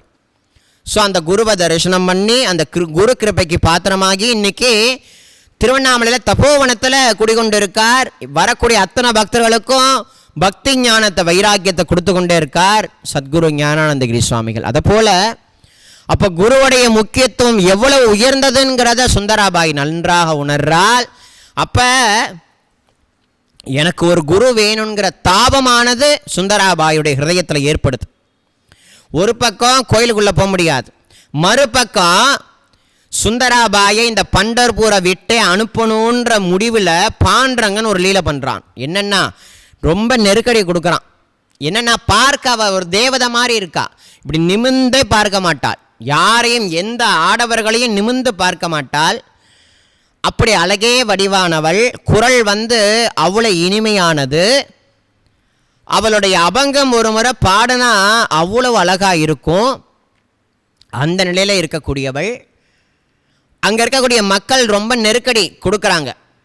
பார்க்க அழகாக இருக்கா, இவளை நம்ம வீட்டு மாட்டு பொண்ணு ஆக்கிக்கலாமாங்கிற மாதிரிலாம் நிறைய எண்ணங்கள் ஏற்படுறதுனால இதுக்கப்புறம் நம்ம பண்டர்பூரில் இருக்க வேண்டாங்கிற எண்ணத்துக்கே அவளே வரா, சுந்தராபாய் அம்மாவே வரார்கள். அதுக்கு இடையில பாண்டரங்கனுடைய கிருஷ்ணபக்ஷ ஏகாதசி திதியினுடைய விழா வருது. ஆல்ரெடி அந்த பூஜகர்கள் அவங்க பாண்டரங்கனுடைய அந்த காலத்தில் பாண்டரங்கனை வீதி உலா எடுத்துகிட்டு வருவாங்களாம். இப்போ அந்த மாதிரி வீதி உலா எடுத்துகிட்டு வரதில்ல. அந்த காலத்தில் வீதி பஜனை பண்ணி பாண்டரங்கனை தெருவா வீதி உலா, இப்போ நம்ம ஊரெல்லாம் வீதி உலா காட்சி நடைபெறுது இல்லையா, அதை போல் பாண்டரங்கனையும் வீதி உலா காட்சி கொண்டு வருவாங்களாம். அப்போ அந்த பூஜாரிங்க இந்த சுந்தராபாய் வீட்டில் மட்டும் நிப்பாட்டக்கூடாது அப்படின்ற ஒரு கண்டிஷனும் போட்டு பாண்டரங்கனை ஊர் முழுக்க கூட்டு வராங்க. சுந்தராபாய் வீட்டு பக்கத்தில் அந்த மேலவாத்தியம் அவங்க பஜனை எல்லாம் நடக்குது. சுந்தராபாய் வீட்டை விட்டு வெளியில் வரல, ஜன்னலால் அப்படி எட்டி பார்க்கிறாள். பார்த்தா பாண்டரங்கன் முன்னாடி காசு கொடுத்து நடனமாடக்கூடிய பெண்மணிகள் ஒரு பாவமும் இல்லாமல் ஒரு பக்தியும் இல்லாமல் டான்ஸ் ஆடுறாங்களாம் பகவான் முன்னாடி. உடனே கோபம் வந்துட்டு சுந்தராபாய்க்கு, உடனே இறங்கி வெளில போனாள். பக்கத்து வீட்டில் தான் பாண்டரங்கன் நிற்கிறான். இந்த வீட்டில் நிற்கக்கூடாதுன்றது முடிவில்லையா, பாண்டரங்கன் சுந்தராபாயை ஈர்த்து இழுத்தான். எல்லா பெண்களையும் என்னங்கடி ஆடுறீங்க, இந்த மாதிரிலாம் ஆடக்கூடாது, ஒரு பாவம் இருக்கணும், ஒரு பக்தி இருக்கணும் நடனத்தில் சொல்லி சண்டைக்கு போனாள். அப்போ சுந்தராபாயை பார்த்து அந்த நடனம் புரியக்கூடிய ஒரு பெண்மணி, இந்த பொண்ணு என்ன நீ இப்படிலாம் பேசுகிற, எங்கே நீ ஆடம் பார்ப்போம் அப்படின்னு கிளப்பி விட்டா. உடனே எல்லாரும் நவுருங்கன்னு சொல்லி சுந்தராபாய் தன்னுடைய இனிமையான குரலில், அவள் சதா கிருஷ்ணன் பக்தையாக இருந்தா இல்லையா, மீராபாயினுடைய அந்த அந்த மனோலயத்துக்கு போய், ஜனாபாயினுடைய மனோலயத்துக்கு போய், தானும் பாண்டுரங்கனும் ஒன்றுன்ற பாவத்துக்கே போய் தன்னிலை மறந்து ஜெய் ஜெய் ராம் கிருஷ்ண ஹரி, ஜெய் ஜெய் ராம் கிருஷ்ண ஹரி, जय जय राम कृष्ण हरि, जय जय विठ्ठल पांडुरंगा, जय हरि विठ्ठल पांडुरंगा, राधे कृष्णा पांडुरंगा, राधे कृष्णा पांडुरंगा, विठ्ठल हरे हरे पांडुरंगा, विठ्ठल हरि हरि पांडुरंगा, पांडुरंग पांडुरंग पांडुरंग पांडुरंग पांडुरंग पांडुरंग, विठ्ठल विठ्ठल पांडुरंग, विठ्ठल विठ्ठल पांडुरंग, விட்டல விட்டல பாண்டுரங்க சொல்லக்கூடிய அபங்கத்தை பாடி அந்த அந்த ஊர்வல பெண்கள் நடனம் புரிஞ்சாங்க இல்லையா, அந்த பெண்களானவர்கள் பார்த்து பொறாமப்படக்கூடிய அளவுக்கு அவ்வளவு அற்புதமான முறையில் பாடினால் அந்த ஊர்வலமும் புறப்பட்டுச்சு. இவங்க வீடெல்லாம் தாண்டிச்சு நேராக பாண்டரங்கன் கோவில் சன்னிதானம் வரைக்கும் சுந்தராபாய் ஆடிக்கொண்டே போனாலாம். அப்போ சுந்தராபாய் நினைத்து கொண்டாலாம், ஹே பாண்டரங்கா, இவ்வளவு நாள் என்ன கோயிலுக்கு உள்ளே வரவிடலை, இப்போ நீ என் வீடு தேடி பக்கத்து வீட்டு வாசல் வரைக்கும் வந்து நின்ன, வீட்டுக்குள்ளேருந்து பார்த்த என்ன எப்படியோ வெளியில் வர வச்சு உன்னுடைய சன்னிதானத்தில் உன்னுடைய இந்த வீதி உலா காட்சியில் என்னையும் ஆட்கொண்டு என் மூலமாகவே இந்த பஜனையை முடிக்க வச்சுட்டியே பாண்டரங்கான்னு சொல்லி கதறி கதறி கதறி கதறி வீட்டுக்கு வந்த பிறகு அழுதாலாம். இது எல்லாவற்றையும் பிக்குபாய் அப்படின்னு சொல்லக்கூடிய பக்த பார்த்து கொண்டு ரசித்து கொண்டு சுந்தராபாய்க்கு சேவை செய்து கொண்டே இருக்கலாம். சுந்தராபாய்க்கு அப்படி ஒரு சேவை, அப்படி அந்த சேவை செய்ய செய்ய செய்ய செய்ய சுந்தராபாயுடைய, அதாவது ஒரு நாரில் பூ கட்டுறோம்னா அந்த பூவில் இருக்கக்கூடிய நறுமணம் அந்த நாரில் ஏறுறத போல அந்த சுந்தராபாயி கூடவே இருந்த பிக்குபாய்க்கும் அந்த பாவ பக்தி தொத்தி கொண்டதான், பக்தி வந்துட்டான் அந்த பிக்குபாய்க்கும். அவளுக்கும் பக்தி ஞானம் வைராக்கியம் அந்த விதமான பாவம்லாம் மனசில் லயிச்சு தான். காலம் ஆக ஆக இனிமே பண்டர்பூரில் நிறைய நெருக்கடி வந்துட்டு வீட்டை விட்டு வெளியில் வர முடியல. ஏன்னா நிறையா இந்த பொண்ணை எப்படியாவது நம்ம வீட்டு பொண்ணை ஆக்கிக்கணும்னு நிறைய பேர் துடிச்சிருக்காங்களா. இந்த மாதிரிலாம் அந்த பாண்டரங்கன் லீலை பண்ணியிருக்கா. ரொம்ப நாள் ஆச்சு. சுந்தராபாய் பூஜரமில் உட்காந்து, ஏ பாண்டரங்கா, நான் பாட்டுக்கு சதா சிவனேன்னு நான் பாட்டுக்கு உன்னை வந்து தரிசிச்சுக்கிட்டு இந்த பூமியில் இருக்கேன், இந்த சேத்திரத்தில் இருக்கேன். ஆனால் கொஞ்ச நாளுக்கு கோயிலுக்குள்ளே வந்தேன், கோயில் உள்ளதையும் தடுத்தேன். இப்போ என்னால் வீட்டை விட்டு வெளியிலையும் வர முடியல. எனக்கு இந்த ரமாபாயை போல் கானோபத்ரா போல் நீ எப்படி அவங்களுக்கெல்லாம் கிருபை பண்ணியோ பாண்டரங்கா, எனக்கும் அந்த கிருபையை பண்ணுப்பா. எனக்கு சதா உன்னுடைய அடியார்களுடைய சிந்தனையாகவும் அடியார்களுடைய அபங்க சிந்தனையாகவும் உன்னுடைய திருவடி சிந்தனையாகவும் உன்னுடைய நாம சிந்தனையாகவும் உன்னுடைய ரூப சிந்தனையாகவும் சதா உன்னை தவிர்த்து எனக்கு வேறு எந்த சிந்தனையுமே வேண்டாம் பாண்டரங்கான்னு கதர்னாலாம். திரும்பவும் பாண்டரங்கனுடைய அசிரீரி ஒன்று வந்து, கவலைப்படாத சுந்தராபாய், என்னுடைய வாக்க நீ நினைவு கூறு, நானே உனக்கு குருவாக வருவேன் அப்படின்னு சொல்லி மறைஞ்சிட்டான். அந்த வார்த்தை பளிச்சுன்னு படித்தான். அப்போ எனக்கு ஒரு குரு வேணுங்கிற சிந்தனையை பாண்டரங்கன் கொடுக்குறாருன்ற உடனே ஏக்கன் ஞானேஸ்வர் மாவுளி ஒரு முறை நாமதேவரை பண்டர்பூர்லேருந்து கூட்டுட்டு வெளியூர் எல்லா க்ஷேத்திரங்களையும் சுற்றி காமிச்சிட்டு திரும்பவும் பண்டர்பூரில் கொண்டு விட்டார். அப்போ அப்படி போகும் பொழுது தான் நாமதேவருக்கு ஒரு குரு கிடைச்சார், விசோபா கேச்சர்னு சொல்லக்கூடிய குரு கிடைச்சார். அதை போல் அப்போ நானும் பண்டர்பூரை விட்டு வெளியில் குருநாதனை தேடி அலையணுமோ, அதைத்தான் பாண்டரங்கன் விரும்புகிறானோ அப்படின்னு சுந்தராபாய் நினைக்க முடிவு செய்தால், பண்டர்பூரை விட்டு நான் வெளியில் போகிறேன். இன்றைக்கி என்னுடைய குருநாதனை, எனக்கான குரு, என்னுடைய பிறவிக்கான பலனை கொடுத்து என்னுடைய பாண்டரங்கன் கூடவே லயமாக்கக்கூடிய குருநாதன் யாரோ அந்த குருநாதனே என்னுடைய பாண்டுரங்கன். பாண்டரங்கனே சொல்லியிருக்கார், நானே உனக்கு குருவாக வருவன்னு. அப்போ எனக்கான குருநாதனே என் பாண்டுரங்கன். அந்த குருநாதனை தேடி இனிமே நான் ஒரு நிமிஷத்தையும் வேஸ்ட் பண்ணாமல் நான் இந்த பண்டர்பூரை விட்டு கிளம்புறேன்னு சொல்லி முடிவெடுத்து தன்னுடைய தோழியான பிக்குபாய் கிட்ட சொல்கிறா, இந்த மாதிரி நான் தேச சஞ்சார யாத்திரை போகிறேன் என்னுடைய குருநாதனை தேடி. இதே போலத்தான் பற்பல விதமான சோதனைகளுக்கு உட்படுத்தி சத்குரு ஞானானந்தகிரி சுவாமிகள் தன் குருவை தேடி போனார். ராதாகிருஷ்ண சுவாமிகள் தன் குருவை தேடி போனார். சிவனேசன் சுவாமிகள் தன் குருவை தேடி போனார். பிவி நரசிம்ம சுவாமிகள் தன் குருவை தேடி போனார். சிவம்மா தாயி தன் குருவை தேடி போனார். இந்த மாதிரி நிறைய பக்தர்கள் தனக்கு ஒரு குரு வேணும், தனக்கு ஒரு குரு வேணும், தனக்கு ஒரு குரு வேணுன்ற ஏக்கத்தில் பக்தி பாவத்தில் கிளம்பி போய் தன் குருவை அடைந்தார்கள், உயர்ந்த ஸ்திதியை பெற்றார்கள். புரியுதுங்களா சொல்ல வருது? அதே போல பாவத்தோட சுந்தராபாய் பண்டர்பூரை விட்டு கிளம்புறதுக்கு தயாராகிறாள். ஒரு ஜோல்னா பையை, அந்த ஜோல்னா பையில் ஏகநாதருடைய சரித்திரம், ராமாயணம், ஞானேஸ்வரி, ஒரு கிருஷ்ணனுடைய சொரூபம், மார்போடு அணைத்து வைக்கக்கூடிய ஒரு கிருஷ்ண சொரூபம், கட்டிக்கிறதுக்கு 2 வஸ்திரம், துளசி மாலை அணிந்து கொண்டு பண்டர்பூரில் சந்த் ஞானேஸ்வர் மாவுளி, நாமதேவர், பாண்டரங்கன் எல்லா மகான்களும் சேர்ந்து எங்கிருந்து யாத்திரைக்கு புறப்பட்டார்களோ, அது ஒரு 12ஆம் நூற்றாண்டில் எல்லா மகான்களும் ஒன்று கூடி எங்கிருந்து நாமதேவரை ஞானேஸ்வர மாவுளி அழைத்து கொண்டு போனாரோ அதே இடத்துல போய் சுந்தராபாய் நிற்கிறார். அங்கே சந்திரபாகா நதி தீர்த்த கரையிலேருந்து பாண்டரங்கன் கோவிலை பார்த்த வண்ணம் திரும்பி திரும்பி திரும்பி திரும்பி பார்க்கிறாள். எப்படின்னா, ஒரு தாயை விட்டு பிரியறத போல, தன்னுடைய ஒரு பதியை விட்டு மனைவி பிரியறத போல, அந்த ஒரு தாய் பசுமாட்டை விட்டு கன்று பிரியத போல, அந்த ஒரு பிரியக்கூடிய பாவத்தில் பக்தியோட பாண்டரங்கனுடைய அந்த கோபுரத்தையே பார்த்த வண்ணம் திரும்பி திரும்பி திரும்பி திரும்பி பார்த்து சந்திரபாகா நதி தீர்த்தக்கரை வரைக்கும் தன் தோழியான பிக்குபாய் கூட வராள். பிக்குபாய், நீ கவலைப்படாத, பாண்டரங்கனுடைய சங்கல்பம்னு ஒன்று இருந்தா என் குருநாதனை நான் அடைவேன்.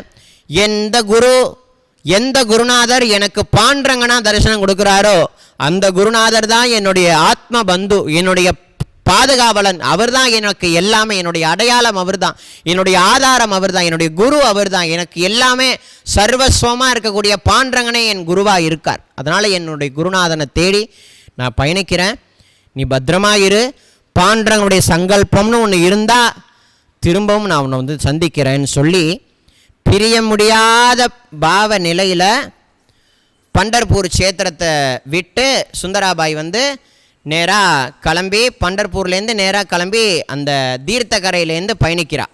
அப்படி பயணிக்கும் பொழுது பிக்குபாய் ஓன்னு அலறா, இப்படிப்பட்ட ஒரு அக்காவை நம்ம இழந்துட்டோமேன்னு சொல்லி அழுது கொண்டே பாண்டரங்கனுடைய சிந்தனையாகவே அவளும் அவளுடைய வீட்டுக்கு போகிறாள். சுந்தராபாயினுடைய சிந்தனையாகவே சுந்தராபாய் பண்டர்பூரினுடைய எல்லையை தாண்ட போகிறாள். எப்படி சத்குரு ஞானானந்தகிரி சுவாமிகளுக்கு ஒரு பாகவதர் ரூபத்தில் உன்னுடைய குரு அங்கே இருக்கா, நீ போய் தரிசிக்கலான்னு சொல்லி கிருபை பண்ணாரோ, அதே பாண்டுரங்கன் இப்போவும் அதே பக்தி பாவத்தோட யார் பண்டர்பூர் போனாலும் ஏதோ ஒரு ரூபத்தில் பாண்டரங்கனே அவங்களுக்கு உதவியும் பண்ணுறான், தொண்டும் பண்ணுறான், தரிசனமும் கொடுக்குறான். அதுபோல் பக்தியே வடிவானவளா, ஞானமே வடிவானவளா, தன்னுடைய குருவை தேடி ஏகநாதரை போல ஒரு பாவ பக்தியோட பண்டர்பூரை விட்டு கிளம்புறவளுக்கு பாண்டரங்கன் ஏதாவது கிருபை பண்ணாமலா இருப்பான்? அவரே பாகவத ரூபமாக சுந்தராபாய் முன்னாடி நின்று ஏதோ ஒரு பாகவத ரூபமாக பண்டர்பூருடைய எல்லையில் சுந்தராபாய்க்கு தரிசனமும் கொடுத்து, சுந்தராபாயினுடைய கழுத்தில் ஒரு அழகான துளசி மாலையும் கொடுத்து, நீ எதை நோக்கி பயணிக்கிறியோ அந்த காரியம் உனக்கு நடக்கும், உன்னுடைய குரு உனக்கு கிடைப்பார்னு சொல்லி அனுகிரகம் பண்ணாராம் ஒரு பாகவதர் ரூபத்தில் பாண்டுரங்க. அப்படியாக தேச சஞ்சார யாத்திரைக்கு நம்மளுடைய சுந்தராபாய் எனக்கு ஒரு குரு வேணுங்கிற ஒரு நிச்சயமான உறுதியான முடிவில் தன்னுடைய மனசில் இருக்கக்கூடிய சர்வத்தையும் பாண்டரங்கனுடைய திருவடியிலேயே சமர்ப்பணம் செய்து, ஏன்னா அவளுக்கு பாண்டரங்கனுடைய தரிசனம் கிடைச்சாச்சு. ஸோ எல்லாமே, எல்லா ரூபமும், எல்லா நாமமும் எல்லாமே அவளுடைய ரூபத்தில் லயமாகி அனைத்தும் பாண்டுரங்க ரூபம் அந்த நிலைக்கு அவளுடைய தியானம் மக்னமாயிட்டு. ஸோ லயமானதுனால என்னவோ யாரை பார்த்தாலும் அவள் பாண்டுரங்க ரூபமாகவே பார்ப்பாள். பாகவத ரூபத்தில் வந்தவரையும் பாண்டுரங்கன் தான் உங்களை அமைச்சிருக்கான் போல அப்படின்ற மாதிரி பாவ பக்தியோடு அந்த பாகவதருடைய திருவடியிலும் வீழ்ந்து நமஸ்காரம் பண்ணி, எனக்கான குரு எனக்கு கிடைக்கணும், அதுக்கு ஆசீர்வாதம் பண்ணுங்கன்னு சொல்லி நமஸ்காரம் பண்ணி பண்டர்பூர் சேத்திரத்தை விட்டு சுந்தராபாயானவள் கிளம்புறதோட இந்த பதிவை நம்ம முடிப்போம். இந்த கோகுலாஷ்டமியை முன்னிட்டு அன்னை ஸ்ரீ ராதாகிருஷ்ணமாயினுடைய வைபவம் நிறைந்த அந்த சரித்திரத்தை நம்ம அனுபவிக்கிறோம். இந்த சரித்திரத்தை நம்ம அனுபவிக்க நமக்கும் அந்த பக்தி மனசில் லயமாகும். இப்படிப்பட்ட ஒரு வைராக்கிய பக்தி ஞானம் நமக்கு கிடைக்குமா அப்படின்ற மாதிரி நமக்கே அந்த ஏக்கம் வரா மாதிரி ஆயிடும் இந்த பக்தி நிறைந்த அன்னையுடைய சரித்திரத்தை கேட்டா. இப்படிப்பட்ட தேடுதலில் தான் சாய்நாதர் அவள் அடைகிறா. இதெல்லாம் நம்ம இப்போ இதுக்கப்புறம் நம்ம அனுபவிக்க போகிறோம் சத்குருநாதருடைய பரம அனுகிரகத்தினால. ஆகையினால இதுக்கப்புறம் இன்றைக்கி 2வது நாள் முடிஞ்சாச்சு. நாளைக்கே சுந்தராபாய் எந்தெந்த சேத்திரத்துக்கெல்லாம் போகிறாங்க, அப்படி சேத்திர போகிற வழியெல்லாம் தெய்வத்துடைய அனுகிரகம் அந்த சுந்தராபாய்க்கு எப்படி கிடைச்சது, அப்படி செல்லக்கூடிய அந்த தேச சஞ்சார யாத்திரை எத்தனை வருஷமாக அவள் அந்த யாத்திரையில் ஈடுபடுறாள், அந்த யாத்திரையில் சுந்தராபாய்க்கு ஏற்பட்ட ஆத்ம அனுபவங்கள் எல்லாத்தையுமே நம்ம நாளைக்கே அனுபவிப்போம் அப்படின்றத சொல்லி எல்லாருக்கும் நமஸ்காரம் பண்ணிக்கிறேன். ஜெய் சத்குருநாத் மகாராஜ் கி ஜெய். ஜெகத்மாதா ராதே கிருஷ்ண மாயி கி ஜெய்.